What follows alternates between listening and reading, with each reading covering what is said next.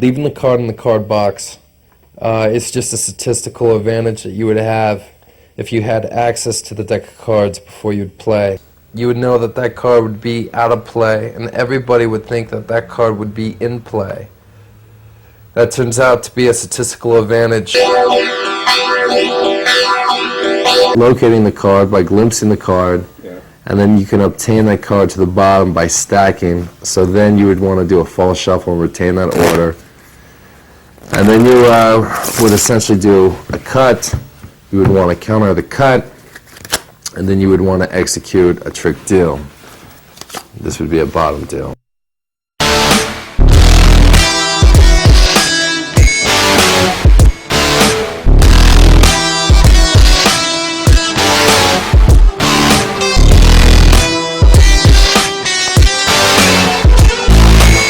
Action of you rotating your hand face down, holding the deck of cards in dealing grip. You then would thumb with your top card and press against your first finger and create a bubble that you can actually peek in through that angle. This is done, of course, in the timing of you checking out your whole card. So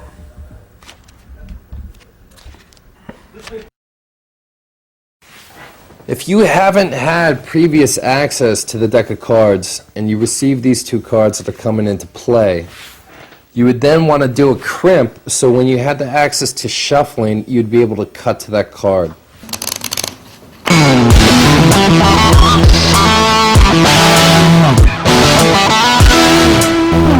Okay, so in regards to crimping the cards, ideal circumstances would be that you would have access to the deck of cards before you'd play the poker game, which means that you can gimmick the deck, and when you have the access to shuffling the cards, you can cut to the cards by crimping the cards. That's what this method of locating the cards would be, which of course is the first principle.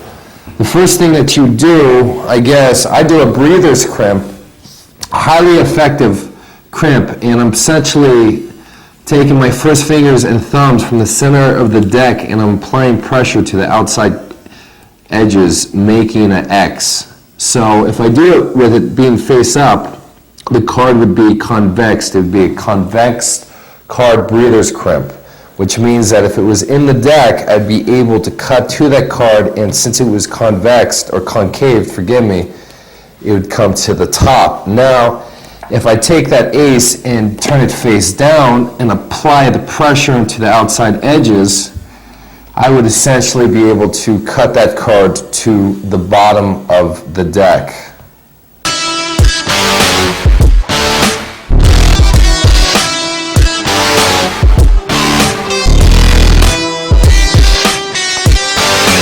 The thing that I appreciate the most from the top palm would be stealing the card after glimpsing it from the top of the deal and having a spectator then cut the deck and plant this on what the previous center was and what they believe the state of the top deck cards would be, and have that planted on the top of the deck. So then you can execute a second deal, and then plant it to yourself if you wished. So how the method of the mechanics of this works is as your right hand would come in and connect with the deck, which is in your left hand in mechanics grip, your pinky is going to be connecting to the outer corner as your hand would be closing from face up to face down. And in this action, your thumb is going to be pushing over that top card, and you're making enough room for you to apply pressure on that outside corner to go and stick this in your hand, and you can thin this out in the action of pulling back with this middle finger. And then you would have it palmed. You can plant this off your body if you want to exchange it in and out of play later. It's just a card control technique.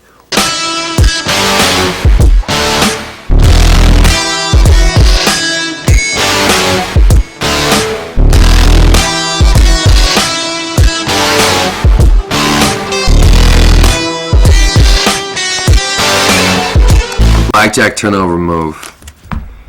In the action of presenting your hold card would be in the action of when you would want to execute this turnover move. So This works by holding the break with your fourth finger on the top card. After you've glimpsed it, a bubble peak is good. Even seeing it, hey, look, I got a 4 here, I have a 10 here, I'm going to want to take the 10 for the blackjack. So after I look at it, I would announce blackjack, and in the action of turning it over, I have a fourth finger break on the top card. I'm grabbing that bottom card by this lower corner with my first finger and thumb, while I'm releasing from that second to the top card in the action of me turning over. But this is when you check out your whole card and you don't have something good, which I have a 4, I can glimpse in that one action a bubble peak and see that ace coming from the top. And then in the action of turning and saying, hey, I have blackjack, I just execute the sleight, and that's how it goes down.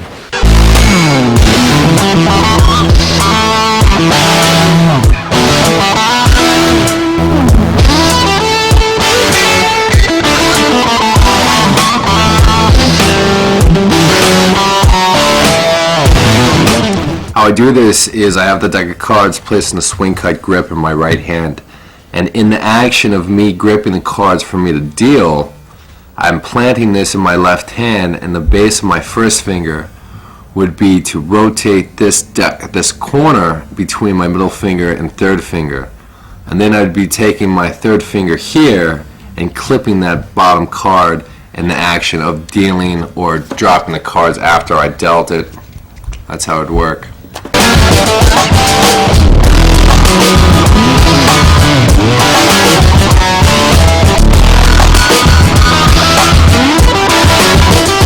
Alright, this would be the explanation of planting 2 cards in a Texas Hold'em style setting. This works by holding a break under the second from the bottom card with your fourth finger, like this. Fourth finger goes in there, holds the break. You go through the sewing actions, you deal around the table and to yourself, and then in the action of planting the cards down, you transfer hands by gripping right hand swing cut grip over the deck and holding, transferring that to your thumb, and then releasing those cards on top of your cards in the actions of picking up your cards, which then would bring us into the false spread, as it looks like I'm holding 2 cards here. Of course, I'm holding 4 cards.